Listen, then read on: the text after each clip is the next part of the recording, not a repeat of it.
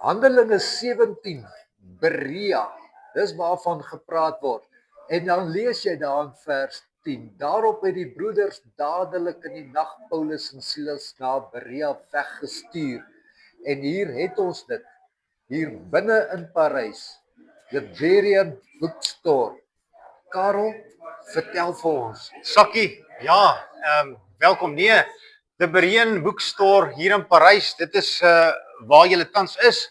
En die naam natuurlik, de Berean Bookstore, kom van daardie teks uit Handelinge, hoofstuk 17, die 11de vers, waar Paulus en Silas na Berea weggestuur is, en toe hulle daar kom, toe het hulle gesien die Jode in Berea was selfs meer edelmoedig as die ander Jode in Thessalonika.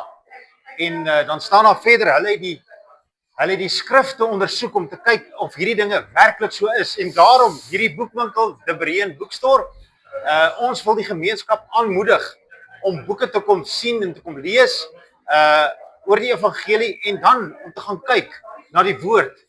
Is hierdie dinge werklik so, soos wat die Bereane gedoen het in die tyd van Paulus en Silas? Heel, is 'n mond vol, Karel. Ouens, binne in Breestraat is hier koffie, heerlike koffie en wonderlike boeke. Is dit joune?